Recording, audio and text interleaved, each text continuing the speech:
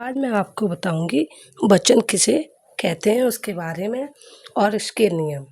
देखिएगा, वचन के बारे में संज्ञा अथवा सर्वनाम के जिस रूप से ज्ञात हो कि वह एक के लिए प्रयुक्त हुआ है अथवा एक से अधिक के लिए उसे वचन कहते हैं। कहने का मतलब है बच्चों, एक वचन का मतलब होता है एक व्यक्ति और बहुवचन मतलब होता है एक से ज़्यादा व्यक्ति। ओके, वचन का अर्थ होता है बोली, कथन, लेकिन व्याकरण में इसे संख्या संख्या के अर्थ में प्रयोग किया जाता है। कहने का तात्पर्य है कि शब्दों का संख्या बोधक विकारी रूप ही वचन है। देखिएगा, एक वचन, बहुवचन। अब एक वचन बच्चों किसे कहते हैं? जिससे संज्ञा अथवा सर्वनाम के केवल एक वस्तु का बोध होता है उसे एक वचन कहते हैं। उदाहरणता है, इसके उदाहरण है, लड़का खेलता है, गाय चर रही है। तो लड़का एक वचन है, अकेले ही तो खेल रहा है, और गाय भी अकेली है, अकेली ही चर रही, तो एक व्यक्ति के लिए एक वचन कहलाता है। अब बहुवचन आता है, जिन शब्दों से बहुत सी वस्तुओं का बोध होता है उसे बहुवचन कहते हैं। इसका उदाहरण है बच्चों, लड़के खेलते हैं और गाय चर रही हैं। कहने का मतलब लड़के, लड़के क्या हो गया? बहुवचन। ऊपर क्या था? लड़का, नीचे क्या हो गया? लड़के। और गाय, ऊपर क्या था? गाय, नीचे का क्या था बच्चों? गाय, यानी कि बहुवचन हो गया है। तो इसे हम कहते हैं बहुवचन। क्या कहते हैं बच्चों? इसे कहते हैं बहुवचन। अब आता है बच्चों बहुवचन बनाने के नियम। देखिए, अकारांत पुल्लिंग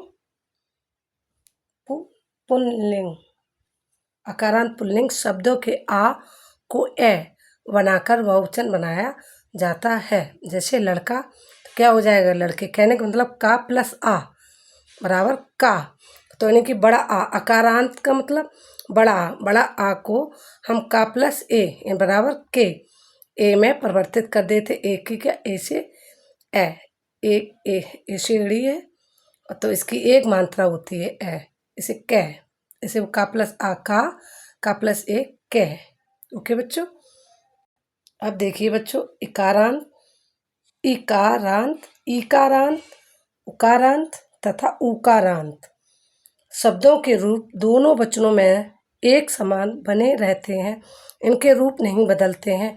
इनके वचन की पहचान क्रिया से होती है। किससे होती है? क्रिया से। देखिएगा, इसके एग्जाम्पल जैसे साथी आता है, साधु खाता है, डाकू जाता है। अब साथी आते हैं, साधु खाते हैं, डाकू जाते हैं। कहने का मतलब होता है बच्चों, जो आगे का शब्द होता है उसमें कोई चेंजिंग नहीं होती, कोई परिवर्तन नहीं होता है, और जो जो पीछे होती है हमारी क्रिया, ये क्रिया होती है, आना, खाना, जाना, हंसना, लिखना, पढ़ना, ये सब क्रिया होती है। इन क्रियाओं को चेंज किया जाता है। जैसे कि था प्लस ई, आगे देखिए बच्चों, था प्लस ई यानी कि थी, का प्लस उ यानी कि कु, धा प्लस उ यानी कि धू, ई ई ई उ। कहने का मतलब है बच्चों, बच्चों जैसे ऊपर लिखा था इकारांत, ऊपर क्या लिखा था बच्चों?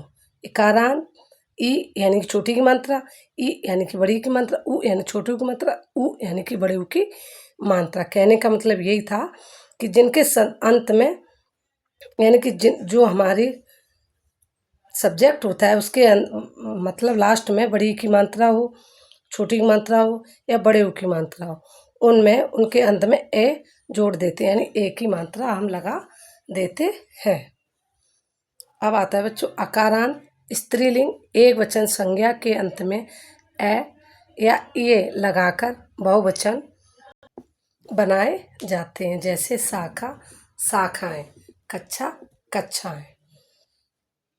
अकारांत स्त्रीलिंग संज्ञा शब्दों के अंतिम स्वर क्या होते हैं बच्चों? अंतिम स्वर के ऊपर चंद्र बिंदु लगाकर बहुवचन बनाए जाते हैं। अकारांत का मतलब क्या होता है? बड़ा का डंडा। क्या होता है बच्चों?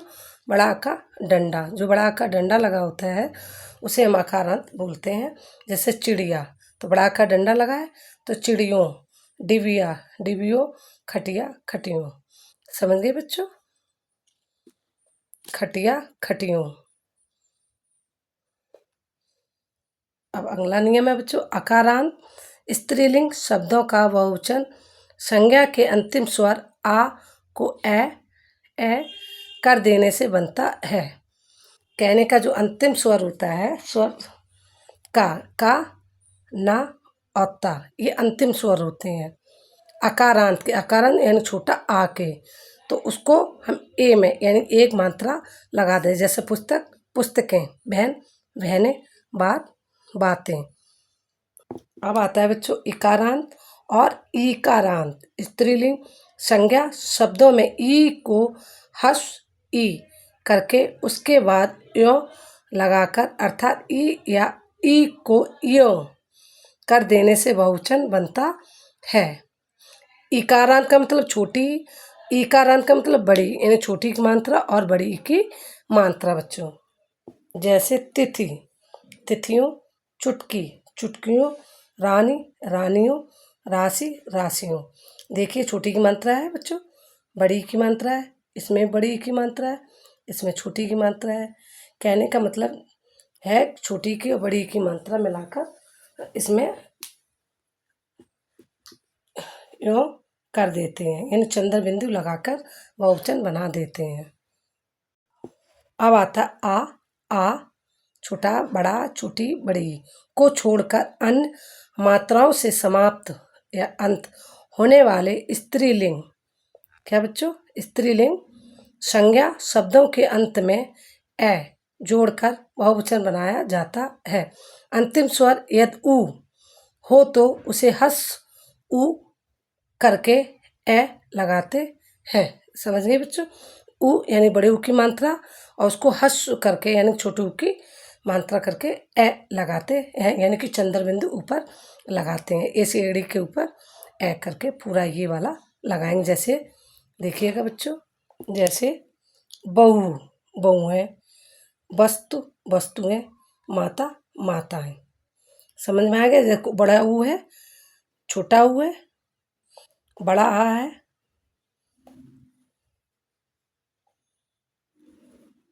बहुएं, वस्तुएं और माताएं। ओके बच्चों, ये वाला सही नहीं है बच्चों। ओके, अब आगे आता है संज्ञा के पुल्लिंग, पुल्लिंग या स्त्रीलिंग रूपों में बहुवचन का बोध प्रायः गण, वर्ग, जन, लोग, वृद्ध आदि शब्द लगाकर भी कराया जाता है। जैसे बच्चों, जैसे एक वचन में श्रोता होता है, बहुवचन में श्रोता गण।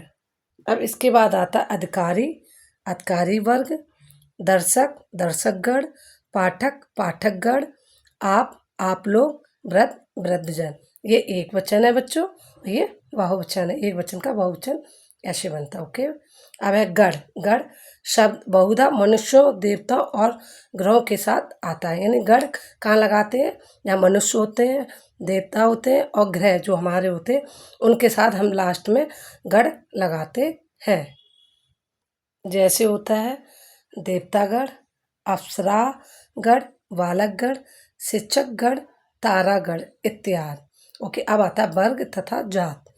कहने का मतलब वर्ग तथा जात, ये दोनों शब्द जात बोधक, बोधक है तथा प्रायः प्राणीवाचक शब्दों के साथ आते हैं। जैसे जैसे मनुष्य जात, स्त्री जात, पशु जात, पाठक, वर्ग। ओके, अब आता है जन। शब्द का प्रयोग बहुधा मनुष्यवाचक शब्दों के साथ बहुवचन बनाने के लिए किया जाता है। किसके लिए बनाने के लिए किया जाता है? मनुष्य, मनुष्यवाचक यानी मनुष्य के शब्दों को बनाने के लिए किया जाता है। जैसे एग्जाम्पल है बच्चों, भक्तजन, गुरुजन, स्त्रीजन इत्यादि। आज के लिए बच्चों इतना ही, हम कल फिर मिलेंगे।